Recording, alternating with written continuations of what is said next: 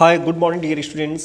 आज हम आपको कुछ प्रोजेक्ट वर्क के बारे में डिस्कशन कर रहे हैं। जैसे बहुत सारे कमेंट्स आ रहे थे, कुछ स्टूडेंट्स इस बात से कन्फ्यूज़न थे कि जो आपका सीबीएसई 2022 का जो प्रोजेक्ट वर्क है, यानी इसको प्रोजेक्ट वर्क यानी हम कैसे प्रिपेयर करें, उस पर हम डिस्कस करेंगे। देखिए, हम प्रोजेक्ट वर्क इकोनॉमिक्स की बात कर रहे हैं। जैसे इकोनॉमिक्स हुआ, बिजनेस स्टडीज़ हुआ, अकाउंटेंसी हुआ, या कोई भी सब्जेक्ट है जिस पे आपको प्रोजेक्ट वर्क तैयार करना है। और एक अच्छा प्रोजेक्ट वर्क तैयार करने के लिए हमें क्या करना होता है? स्टूडेंट्स क्या करता है, प्रोजेक्ट वर्क बुक ली और बुक लेने के बाद में कुछ इधर से लिख दिया, कुछ इधर से लिख दिया, और जो उसका प्रोजेक्ट वर्क है वो जो टॉपिक वाइज होना चाहिए वो टॉपिक वाइज नहीं होता। और आपका जो प्रोजेक्ट वर्क है ये प्रैक्टिकल्स में इससे रिलेटेड आपको मार्क्स सीबीएसई में दी जाते हैं, जो कि आपका एक एक्सटर्नल एग्जामिनर्स आता है और एक इंटरनल एग्जामिनर। अब आपको क्या है कि अब एक्सटर्नल एग्जामिनर पे आप अपना प्रभाव कैसे छोड़ें, किस टाइप से आप एक अपना प्रोजेक्ट कैसे अच्छा बनाएं जिससे कि आपको जो प्रोजेक्ट वर्क में 10 में से 10 मार्क्स मिले। अब देखिए, 10 में से 10 मार्क्स लेने के लिए आपको क्या करना होगा। जो आपका इकोनॉमिक्स हुआ, पहले 20 मार्क्स का इसमें प्रोजेक्ट वर्क होता था, अब 10 मार्क्स में 2 हिस्सों में डिवाइड हो चुका है। तो अब देखिए, अब हमें 2022 में आपको इकोनॉमिक्स के लिए जो प्रोजेक्ट वर्क तैयार करना है 2022 आपका हाल ही में कुछ ही समय प्रैक्टिकल शुरू हो जाएंगे। तो आपको क्या करना है, प्रोजेक्ट वर्क कैसे तैयार करें।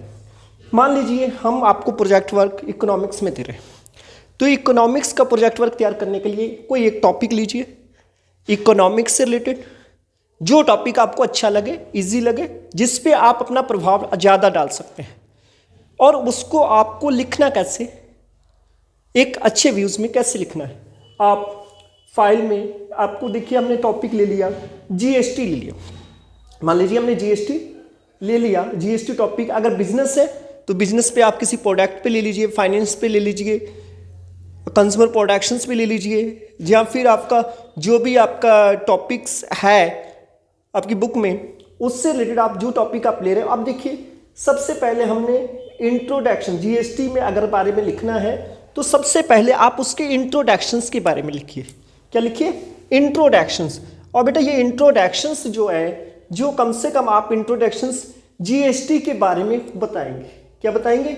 इंट्रोडक्शंस में जीएसटी के बारे में बताएंगे कि जीएसटी है क्या, कब लॉन्च हुई, क्या हुआ, इससे पहले कौन सा टैक्स था, ठीक है, और इसको क्यों आना पड़ा, इसके बारे में हम जीएसटी के बारे में इसको बताएंगे। इसके इंट्रोडक्शंस आप देंगे। इंट्रोडक्शंस में आप 1 से 2 पेज इसमें लिख दीजिए, 1-2 पेज इंट्रोडक्शंस में लिखिए, बढ़िया लिखिए, साफ साफ लिखिए, राइटिंग का ध्यान दीजिए, ठीक है। अच्छा, फिर इसके बाद में नेक्स्ट टॉपिक आप लिखना है objectives of GST. Objectives of GST में आपको करना क्या है कि जीएसटी के क्या क्या ऑब्जेक्ट्स हैं आप गूगल से सर्च करें, या आपके पास कोई बुक्स है उससे देखिए, या न्यूज़पेपर से देखें कि क्या क्या इसके ऑब्जेक्ट आ रहे हैं, ऑब्जेक्टिव्स आ रहे हैं, क्या क्या इसके उद्देश्य। जीएसटी हमें क्यों बनाना पड़ा, जीएसटी हमारा हमें क्यों बनाना पड़ा, इसके बारे में हम देखेंगे, उद्देश्य, उसके ऑब्जेक्ट्स, और इसके लिए क्या है, ठीक है। आप इसको लिखने के बाद में लिखेंगे जीएसटी अराउंड द वर्ल्ड। अब देखिए, जीएसटी खाली इंडिया में नहीं लगता, पूरे वर्ल्ड में लगता है। दूसरी कंट्रीज में जो जीएसटी जो लगा हुआ है भाई, उनका कितना परसेंटेज है, दूसरी कंट्रीज में, जिन जिन कंट्रीज में जीएसटी है उनकी परसेंटेज रेट कितना जीएसटी वो कितना लगा रहे हैं, हमारे इंडिया में कितना लग रहा है। फिर फीचर्स ऑफ इंडियन जीएसटी, हमारे जो इंडियन जीएसटी से रिलेटेड फीचर्स हैं उनको आप इसमें इन्वॉल्व करें।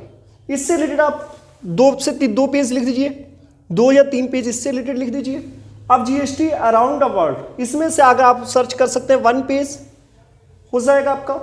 फीचर्स ऑफ इंडियन जीएसटी दूर दूर लिखिए, जिससे कि आपका इसमें इंडियन फीचर्स, इसको 2 या 3 पेज में आप लिखिए फीचर्स में।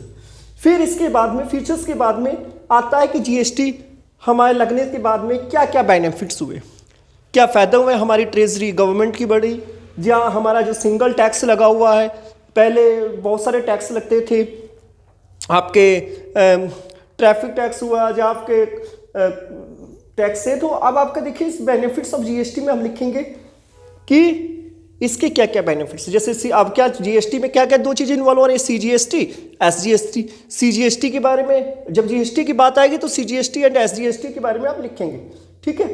तो एक ही टैक्स हमें पे करना पड़ता है। फिर यहाँ पे हमारा डीएस इसके बेनिफिट्स के साथ में हमने मान लीजिए इसको 2 या 3 पेज हमने लिख लिया, इसको दूर दूर लिखेंगे तो 2 से 3 पेज हो जाएंगे आराम से। फिर इसके बाद में डिसएडवांटेज ऑफ जीएसटी, भाई जिस चीज़ के फ़ायदे होते हैं उसके कुछ ना कुछ नुकसान होते हैं।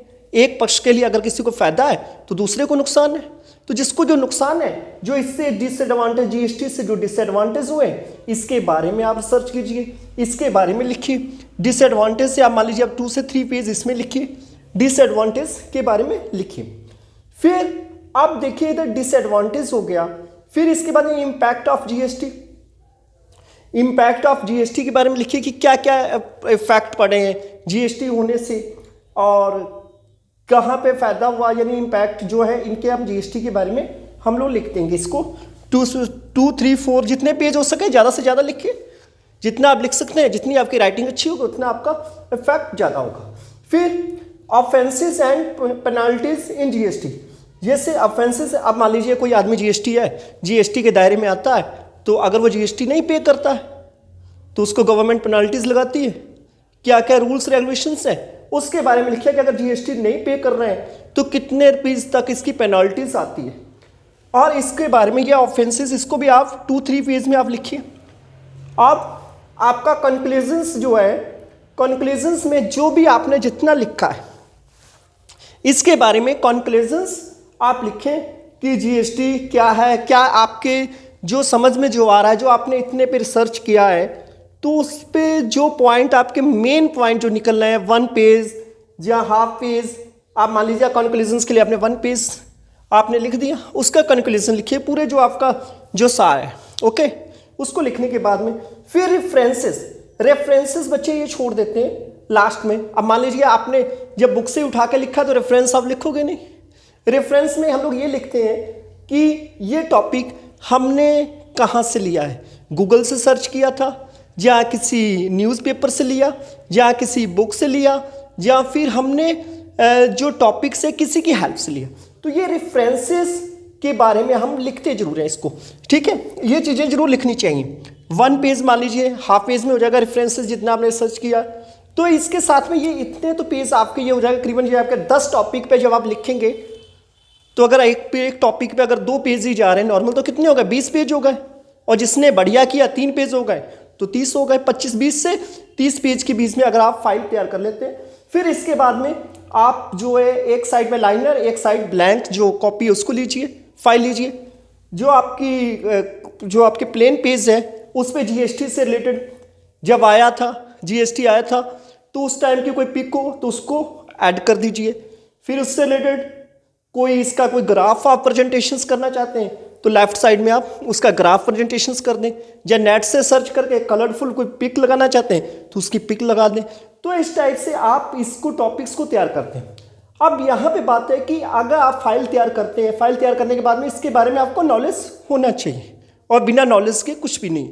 आप फाइल ऐसे तैयार कर लेते हो कि जिसमें 5 या 7 पेज के लिए जब प्रैक्टिकल हम लोग लेने जाते हैं तो 5 या 7 पेज पे लिखा होता है बच्चे ने, और उसका कोई जो है कि प्रेजेंटेशन से वही नहीं सही होती है, तो मार्क्स बच्चे को कहाँ से मिलेंगे। तो इसलिए आपको प्रेजेंटेशंस देने के लिए आपको इतने टॉपिक को ध्यान में रखना है, चाहे कोई भी सब्जेक्ट हो, किसी भी सब्जेक्ट हो, जरूरी नहीं इकोनॉमिक्स है। अगर आप कोई अदर सब्जेक्ट है तो आप इतने उसके पार्ट कर लीजिए, आप उस सब्जेक्ट्स के उस टॉपिक के पार्ट्स कर लीजिए, और उस पार्ट्स को, हर पार्ट्स को आप 1-1, 2-2 पेज में लिखिए, तो आपका ये जो है आपका प्रोजेक्ट वर्क है आसानी से कंप्लीट हो जाएगा। अब देखिए मार्क्स में कैसा होता है, मार्क्स जैसे 10 नंबर का है, तो अब देखिए नॉर्मल चीज़ है कि जब 10 मार्क्स का आपका है, कुछ सब्जेक्ट का जैसे साइंस साइड में 15 मार्क्स का होता है, अपना 10 मार्क्स का है, तो 10 मार्क्स में आपका 3 मार्क्स तो आपका फाइल का चला जाएगा। फिर उसके बाद में आपका कुछ आपका वाइवा वाइज में चला जाएगा, 2 मार्क्स वाइवा वाइज में चला जाएगा। फिर उसके बाद में जो बाकी जो बचते हैं, आपकी प्रेजेंटेशंस क्या है, आपने किस बेस पे आपने प्रेजेंटेशन दी, और आपका उसका टॉपिक से रिलेटेड क्या प्रेजेंटेशंस है, तो उसके बारे में देखते हुए एग्जामिनर ये डिसाइड करेगा कि आपको कितने मार्क्स के आप काबिल हैं, 10 मार्क्स से, तो जो भी क्वेश्चंस आपको वाइवा से रिलेटेड आपसे क्वेश्चंस पूछा जाएगा। तो इससे रिलेटेड अगर आपको कोई जो चाहिए प्रोजेक्ट वर्क से रिलेटेड कोई भी हेल्प चाहिए तो आप मेरे दिए हुए नंबर पे आप कॉन्टैक्ट कर सकते हैं। और आप प्लीज़ इस चैनल्स को सब्सक्राइब कर दें, जैसे कि आपको अदर सब्जेक्ट से रिलेटेड भी प्रोजेक्ट वर्क को हम बता सकें। तो इसके बाद में हम आपको अकाउंट्स का प्रोजेक्ट कैसे तैयार करना है उसके बारे में बताएंगे। तो आप लोगों को मेरे ये चैनल को सब्सक्राइब करेंगे और जो भी अकाउंट्स CBSE 2022 से related accounts, economics, business economics से रिलेटेड जो भी प्रॉब्लम्स है आप हमें बताएं, उसी टॉपिक से हम उसको एक्सप्लेनेशंस करें। Thank you, have a nice day. Please इसको शेयर जरूर कर देना। ओके।